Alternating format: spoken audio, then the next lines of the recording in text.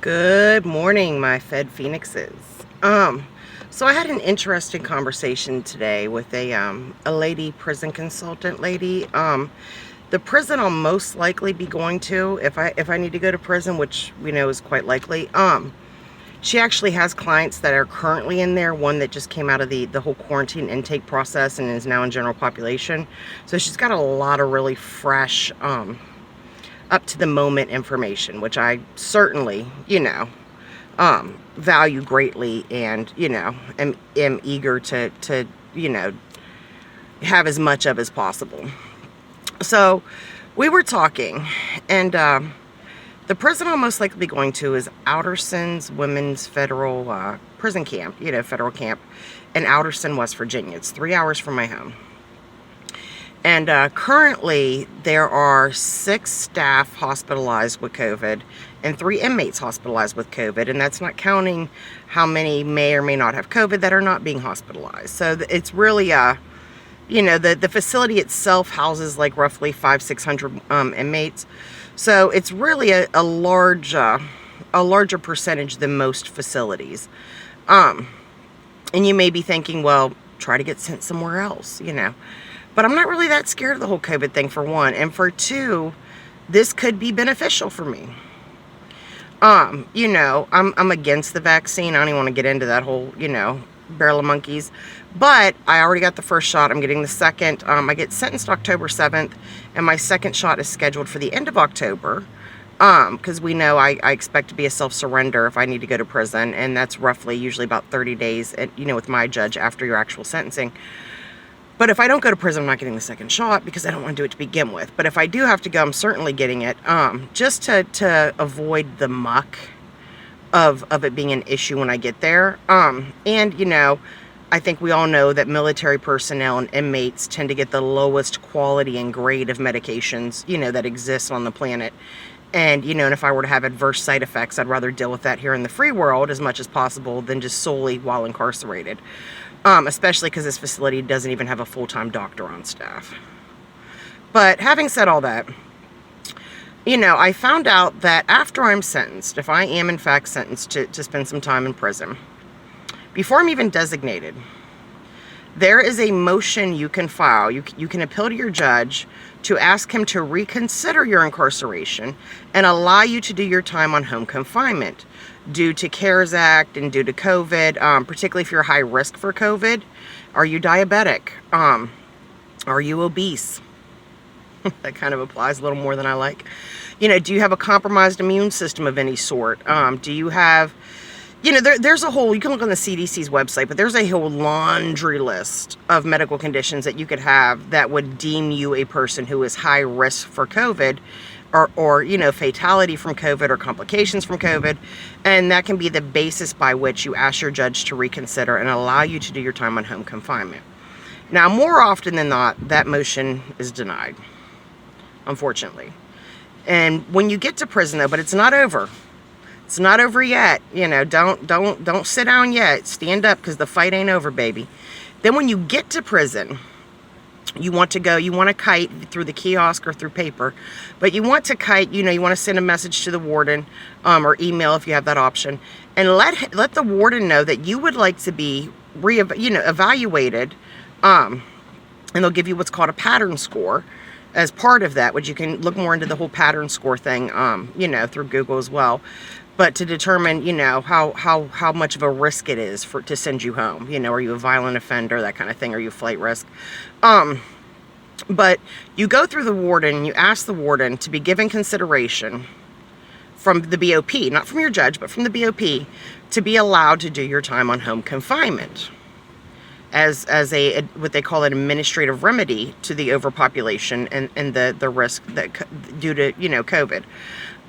In the event, and the warden has about 30 days to get back with you on this, which in Alderson, you'll probably still be in the intake quarantine unit 30 days into your time there, unfortunately, because how they're processing people in, until they have 40 inmates to be processed in, they don't even begin day 1 of the actual clock for the quarantine situation and stuff.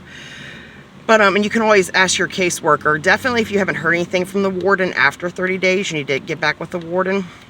But then, if the warden denies you, then what you need to do is, if you're on a pod already, obviously speak to use your caseworker to help you get this done.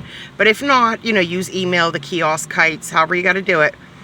And then you need to get a hold of your judge again. You need to again ask your judge to reconsider, to allow you to do your time on home confinement, due to the COVID situation and the overcrowding. Now, I know you may be thinking, because I thought, well, this is probably just going to annoy my judge. If he already said no, and I'm asking again, a couple months later, why would anything change? And if you research the BOP policies and federal policies and stuff, you'll learn that more often than not, a judge denies you the first go-around because what they want you to do is what they call exhaust your administrative remedy. Meaning, instead of, if it is plausible that the warden, the BOP, may personally release you from custody into home confinement, that they prefer that you be released into home confinement that way instead of through them. But once you've exhausted your administrative remedy, once the warden has absolutely said no and it's just not happening through the BOP, then you want to go back to your judge and you want to mention that you've exhausted your administrative remedy as is policy and procedure, and you would, greatly appreciate and humbly ask that he reconsider. And so really you have, at this point, after sentencing, you have the motioning to the judge prior to your actual self-surrender. You can file this 2 days after you're sentenced. Then once you get to prison, you're going to go through the warden, ask for reconsideration to do your time on halfway house time due to the COVID crisis, or however they're wording it now. That's your administrative remedy. If that does not pan out for you and you've done what is called verbatim exhausting your administrative remedy, then you will go back to your judge again and say, I've exhausted my administrative remedy. Please reconsider. Now, does this guarantee that once you've been told no by the judge, no by the warden, that the judge is always going to say yes that third, the second time you're asking him, third time you're asking in general? No, you're not owed or promised anything. That's in life in general, but especially when dealing with the federal government.